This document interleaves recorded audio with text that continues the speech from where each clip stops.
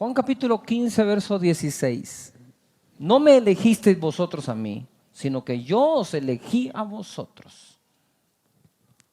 Levanta las manos y di conmigo: el Señor me eligió a mí.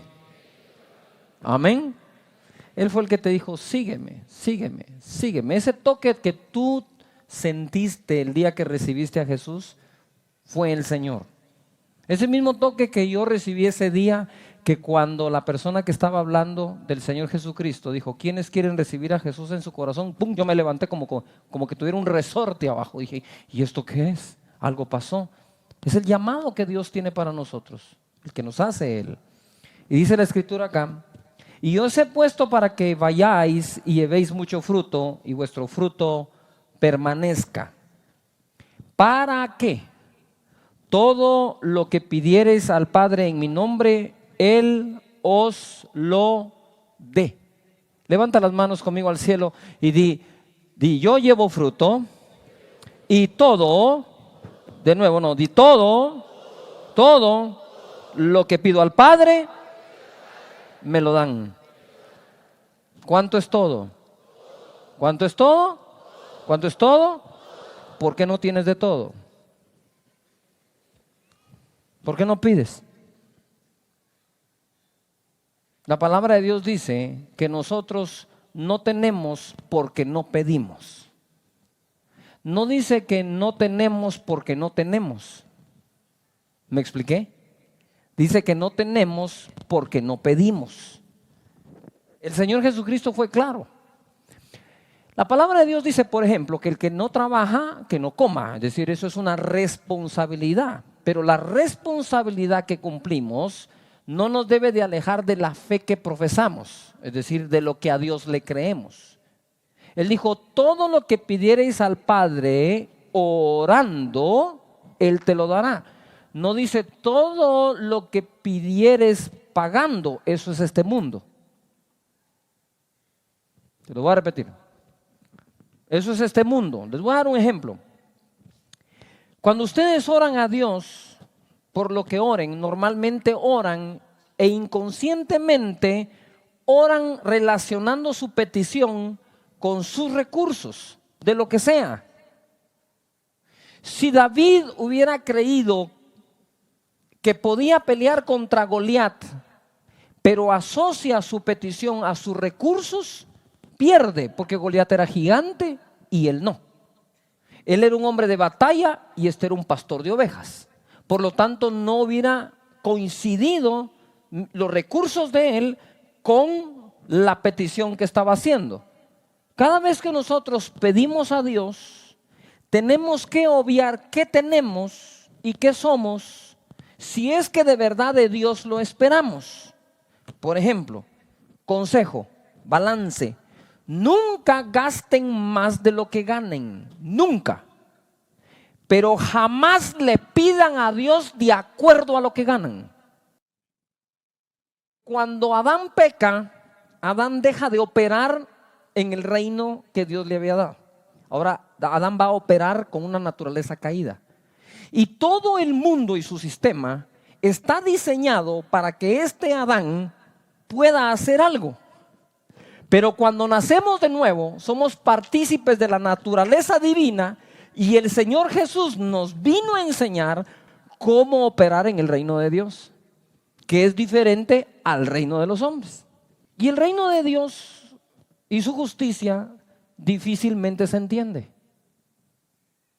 porque se ha de discernir espiritualmente, pero sí se puede aceptar y creer para que funcione.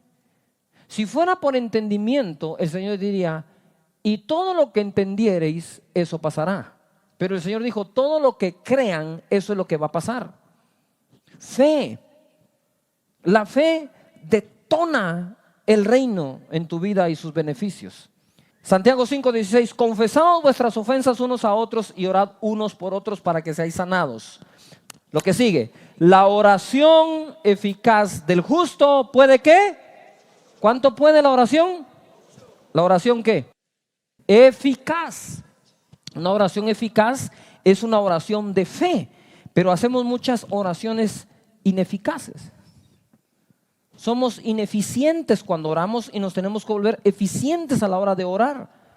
No es cuánto tiempo oras, es la calidad de oración que haces. El Señor no está con el reloj y le dice, bueno, pasate aquí conmigo media hora. 28 minutos. No, faltan 2 minutos. Media hora. Ahora sí te concedo lo que pediste. La gente más importante del planeta en cuanto a su oficio, porque importantes somos todos, si le da una cita a usted, le va a pedir una cosa. Por favor, al grano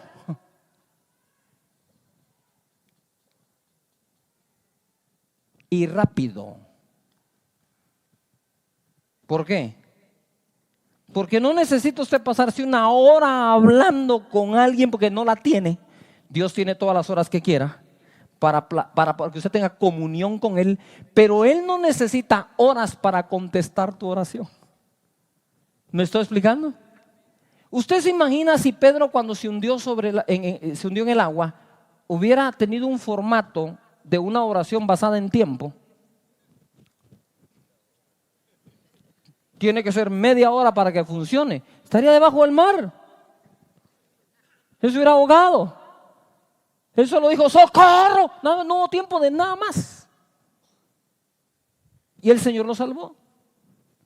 Entonces, ojo acá, porque la oración eficaz del justo puede ¿qué?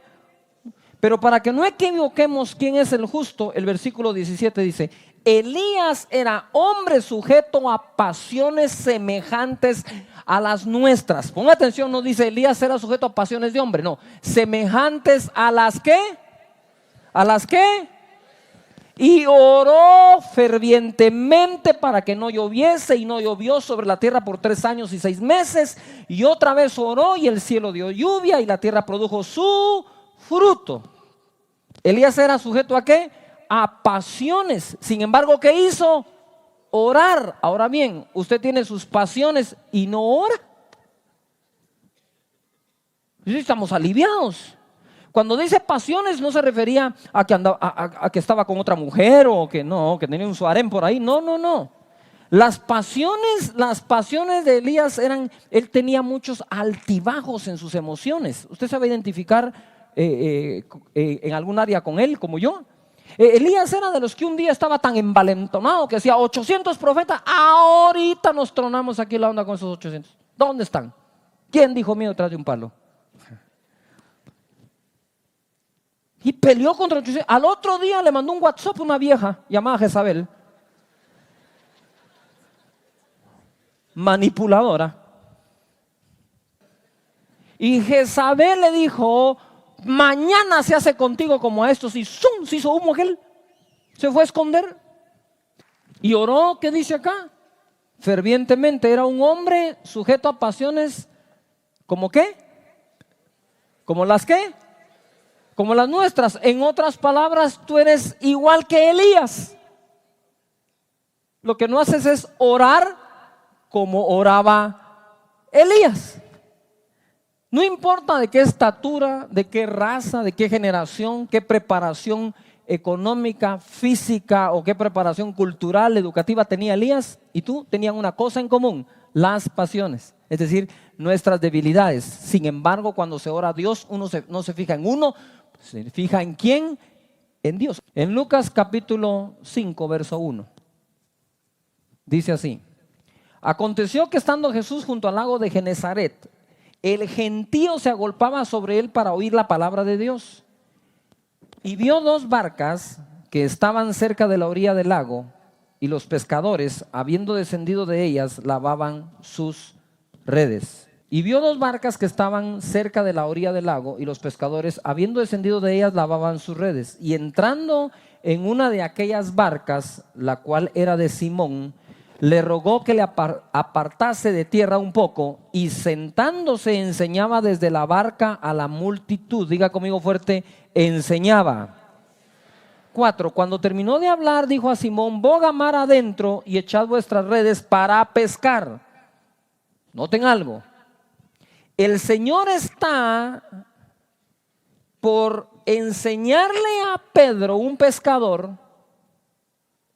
de que todo su esfuerzo, el de él y toda su empresa y sus empleados, no iban a lograr en toda una vida lo que en un solo momento, siguiendo la instrucción de Dios, iban a hacer. Está a punto de enseñarse, ponga mar adentro. Respondiendo Simón le dijo: maestro, de quien muchos no aprenden, pero le dicen maestro. Yuhu. Toda la noche, ¿cuánto? Toda la noche hemos estado trabajando y nada hemos pescado, pero ni un resfriado. Mas en tu palabra echaré la red. Y habiéndolo hecho, encerraron gran cantidad de peces y su red se rompía. Entonces hicieron señas a los compañeros que estaban en la otra barca para que viniesen a ayudarles, y vinieron y llenaron ambas barcas de tal manera que se hundían. Este milagro yo sé que ya lo conocen, pero déjenme explicarle algo que está pasando en las mentes de ellos mientras el milagro está ocurriendo. Verso 8. Viendo esto, Simón Pedro cayó de rodillas diciendo: apártate de mí, Señor. ¿Qué dice acá? Porque soy hombre, ¿qué? Pecador. Ah, eso no es nuevo. Elías era igual.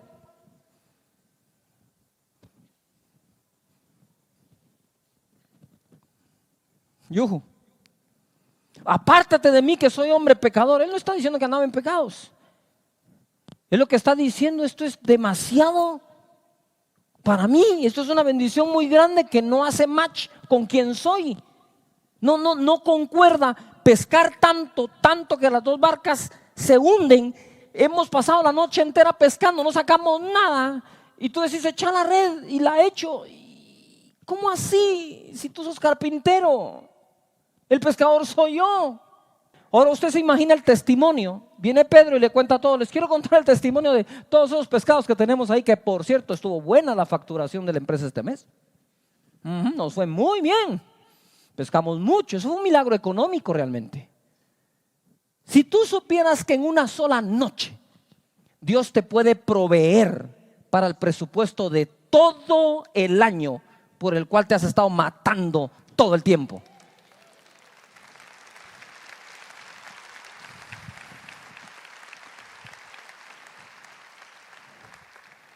Lo grandioso no son los pescados, lo grandioso no es la plata por venderlos. Lo grandioso era que sus ojos estaban abriendo y viendo un reino que sus ojos naturales no podían ver. El reino de Dios entre vosotros está, dijo Jesús. Y aprender a vivir en el sistema de Dios en este mundo. Dice la Biblia: ellos no son de este mundo, por eso te pido que los guardes, Señor. Y le está enseñando algo.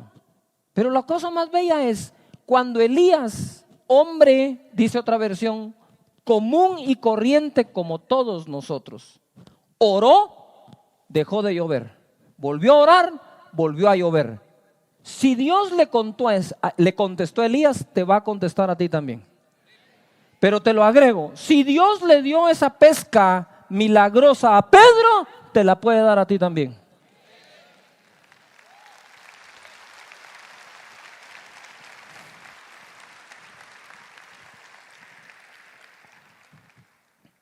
Guarda, porque mi espíritu está oyendo unas voces que dicen: es que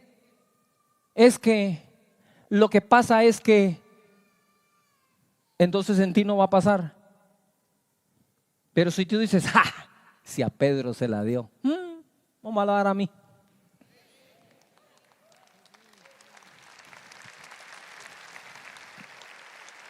Ahora en este mismo segundo es que estás provocando algo sobrenatural en tu vida. Y creo en hacer todo lo natural que hay que hacer si alguien trabaja de su servidor. Pero yo quisiera que comprendan ustedes que cuando nacieron de nuevo, su espíritu nació de nuevo, se comunica con el Señor, y ahora tenemos este pequeño, gran problema que es la mejor bendición de todas. Pero es un problema para las mentes de algunos. Tú naces de nuevo y ahora tienes enfrente como padre al Dios creador del universo.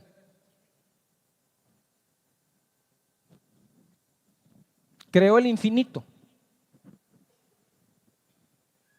Es tu papá. Tu papá. Y viene su hijo y te dice, todo lo que le pidas a mi padre, en mi nombre, te lo va a dar. Mira nada más la posición en la que estamos ahora. Pregunto, ¿qué es mucho para Dios? ¿Qué es poco para Dios? Y si no existiera lo que pides, ¿cuál es el problema para el Creador? Ahora, el problema es que con ese Dios es con el que decimos relacionarnos. Pero ¿cómo nos relacionamos con ese Dios sin fe? ¿Cómo se le da una palabra de fe a quien no tiene fe? ¿Cómo se le puede dar una profecía a quien no cree? ¿Ven que la clave es creer? Cuando le creemos al Señor, ahora esto se va a poner mejor todavía. Ve conmigo a Mateo capítulo 14, verso 28. Entonces le respondió Pedro y dijo, Señor, si eres tú, manda que yo vaya a ti sobre las aguas. Y él le dijo, toma un curso primero. Saca tu licencia, cómprate un buen bote y te enseño a caminar sobre el agua. No, cuando él le dijo, hey, si eres tú, manda que yo vaya. Jesús por adentro dijo, este no sabe ni lo que está pidiendo.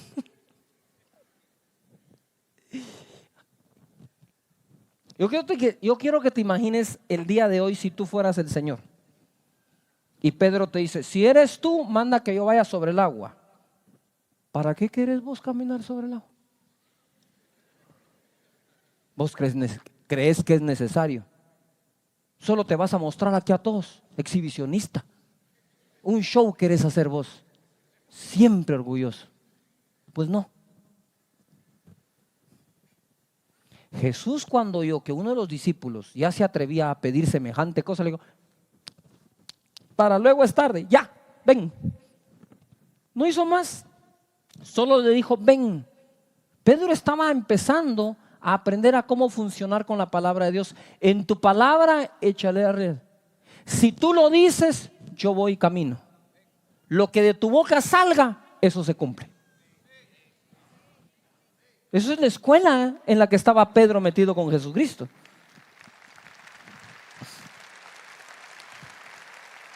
Ahora bien, se recuerdan que Pedro se hundió porque tuvo miedo por la tormenta. Pero yo pienso que el problema fue aún más profundo. ¿Sí? El problema que yo veo es cuando vio la fuerte tormenta, se cuestionó si lo que estaba haciendo basado en la palabra funcionaría siempre. Voy a repetir. Creo que cuestionó si lo que estaba haciendo basado en la palabra iba a funcionar siempre. Y ese es tu problema. Que cuando el Señor está haciendo algo por su palabra, te está funcionando y luego te cambian un poco las reglas del juego, te preguntas si va a seguir funcionando. Mateo capítulo 17, ya los llevé por Pedro. Este Pedro estaba duro en la cabeza, pero Dios lo arregló. Mateo capítulo 17, verso 24. Cuando llegaron a Capernaum, vinieron a Pedro los que cobraban las 2 dracmas o monedas de impuestos y le dijeron, ¿vuestro maestro no paga las 2 dracmas? Él dijo, sí. Y al entrar él en casa, Jesús le habló primero, diciendo, ¿qué te parece, Simón? Los reyes de esta tierra, ¿de quiénes cobran los tributos o los impuestos? ¿De sus hijos o de los extraños? Pedro le respondió, de los extraños. Jesús le dijo, luego los hijos están exentos. 27, pongan atención. Sin embargo, para no ofenderles, ve al mar y búscate un buen trabajo. Ahorra todos los meses y paga tus impuestos. Llámate a tu contador, a tu auditor. No, le dijo, ve al mar y echa el anzuelo. Y el primer pez que saques, tómalo, y al abrirle la boca hallarás un estatero, es una moneda. tómalo y dáselo por ti y por mí. Págalos. ¿Qué? ¿Qué? Tú solo ve.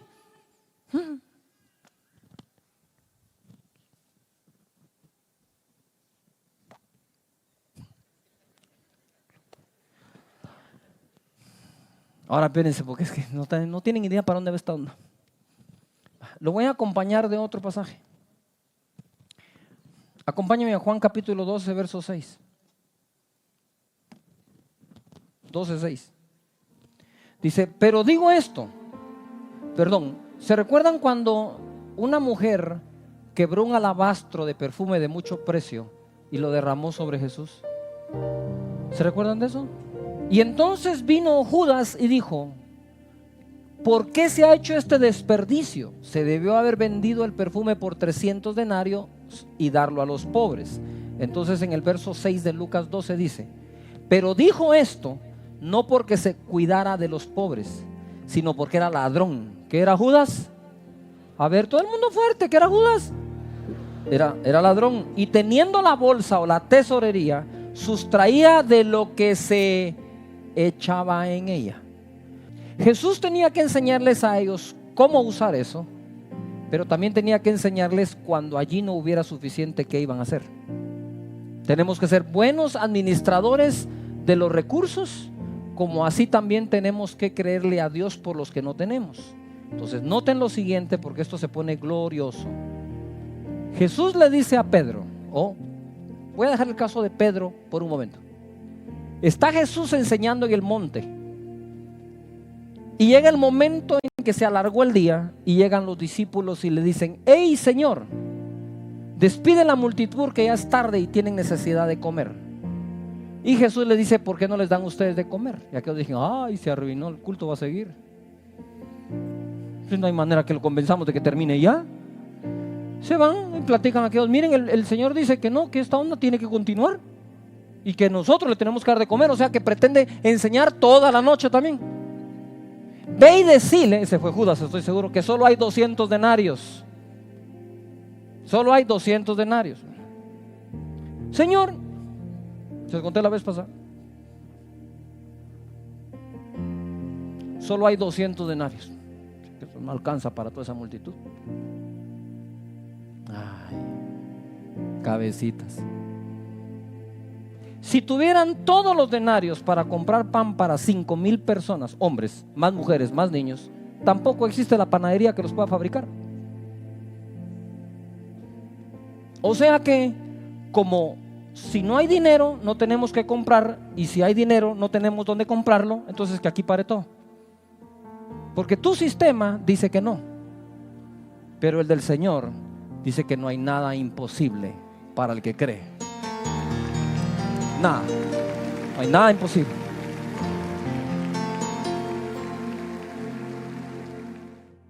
El Señor le estaba enseñando a Pedro que para todo lo que venía en el futuro, él tenía que aprender otro sistema.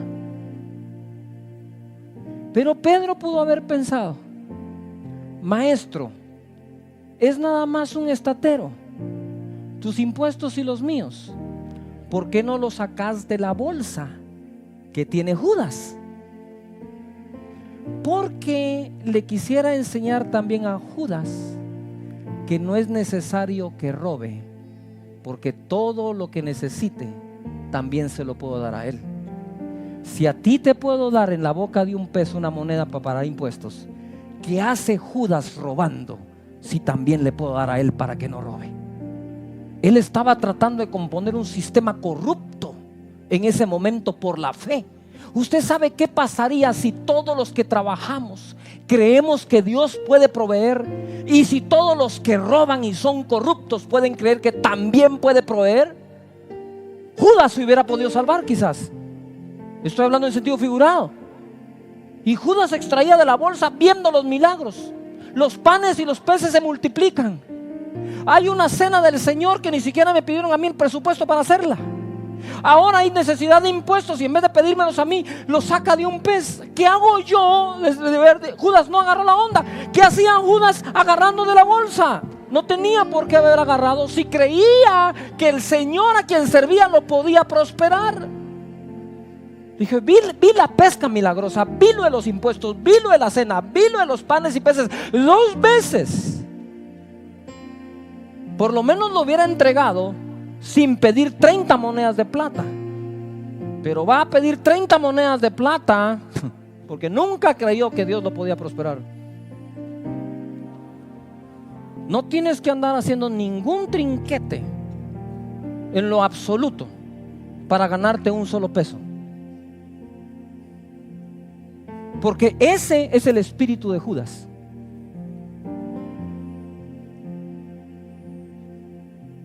Que en su propio sistema manejó su propia economía. Si tienes por Señor a Jesús, que es capaz de una pesca milagrosa, capaz de sacar la moneda de la boca de un pez, capaz de multiplicar los panes y los peces, no tienes por qué hacer eso. ¿Ya se dieron cuenta cuánto milagro hizo Jesús sin tocar la bolsa? ¿A quién estaba dirigido el mensaje? Estaba tratando de salvar a Judas. Y así es el amor del Señor. Estaba tratando de darle un mensaje a Judas. Hey, Judas, ¿no te das cuenta, hijo? Que no necesitas meter la mano ahí para tener.